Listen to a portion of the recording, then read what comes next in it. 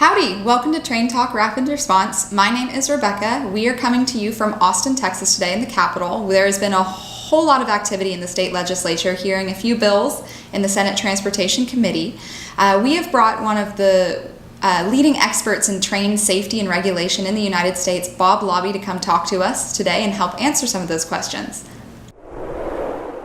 Hi, Bob. Hi, how are you? I am great. Can you please introduce yourself for our audience? Yes. My name is Bob Lauby. I'm the former Associate Administrator for Railroad Safety and Chief Safety Officer of the Federal Railroad Administration. And this is the second week of my retirement. I just retired from that position. Well, thank you for taking time out of your new retirement in order to come talk to us today here in Texas. So I guess I just wanted to start off by talking about you and your career a little bit. You know, what brought you into train world and what makes you an expert on train safety? Well, I have a lot of experience on train safety. I have about 40 years of both railroad and rail transit experience. I've served in some executive positions. As I said, I was the Chief Safety Officer and the Associate Administrator for Railroad Safety for Federal Railroad Administration. And previous to that, I was the Director of Railroad Safety for the National Transportation Safety Board. So I've done lots of safety work, both from the accident investigation viewpoint and from the regulatory viewpoint. Let's talk about FRA's involvement with this project from a regulatory standpoint. How will this train be regulated, and how does the FRA intend to make sure that the system is operating as safely as it does in Japan? Well, this railroad will be regulated by the FRA. There's absolutely no doubt. We have the authority to regulate high-speed rail. Congress has given us that authority, and it's our responsibility to make sure it happens safely. We have core rules that are minimum requirements for railroads. We take those and in this particular case, where we have a very complete system of systems that we're going to operate here in Texas, we will basically provide the requirements through a regulation that we call a rule of particular applicability. A rule of particular applicability will be customized for the Texas Central operation. What kind of inputs go into an RPA? Everything goes into the RPA. We want to understand how maintenance will be done, how track inspections will be done. We'll want to understand the concepts that are used in designing the vehicle. We'll want to know about the train control. We'll put everything in that package to make sure that we end up with a safe system. So is that a fully comprehensive rule then? Very comprehensive. It's comprehensive. It's got everything in it. In fact, by approaching it that way, the Texas Central operation will be more regulated than any railroad in the country. So here in the legislature, we've been hearing a lot of talk about Tier 1, Tier 2, Tier 3. Can you explain to me what all those different tiers are and what kinds of regulations are associated with each tier? Well, the Tier 1, 2, and 3 requirements, they're essentially definitions of the train sets themselves. Tier 1 is your conventional equipment like Amtrak rolling stock or commuter rail rolling stock. Tier 2 is only exists on the Northeast Corridor, and that's the Acela service that Amtrak runs. And Tier 3 is a new tier that we put in place that basically is used for operations that will go up to 220 miles an hour. So then which tier does Texas Central fit underneath? Well, Texas Central doesn't really fit on any of these because they are a unique application.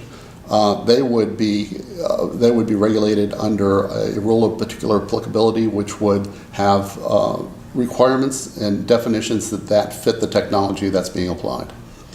So then it's a custom set of rules specifically for this technology in this corridor. Absolutely. So here at the Capitol, we've been hearing a lot of talk about this word interoperability.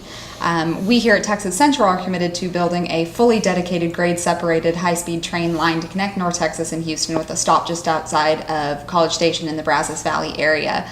Can you talk to me a little bit about the benefits of building purpose-built infrastructure that will be a dedicated line? Well, dedicated lines are the way to do it. Interoperability, solves a lot of problems, but it brings a lot of problems with that type of operation. Interoperability means operating with other types of technology.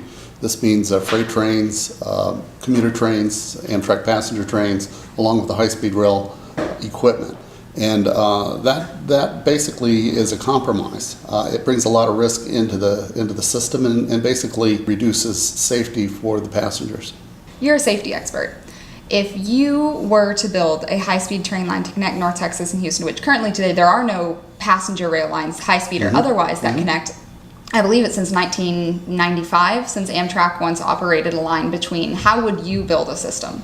Well, the first thing I would do is make sure that I had exclusive right-of-way. If I want to operate high-speed rail equipment, I only want high-speed rail equipment to have access to those lines. This simplifies many of the aspects of inspection and maintenance of the track. I can hold the track to very high tolerances and make sure that it's perfectly suited for the rolling stock. So that's the first thing I would do. And the second thing I would do is I would elevate as much of it as possible. By elevating the track, this eliminates issues with wildlife, cattle, other intrusions on the right-of-way, including trespassers. Trespassers are a big issue. Trespassers killed by railroad trains on the right-of-way are a big issue in Texas, and this takes care of that issue. The next thing that I would do is make sure absolutely that there's no grade crossings whatsoever. Whenever we put grade crossings and allow the public access to the right-of-way, we're increasing the risk tremendously.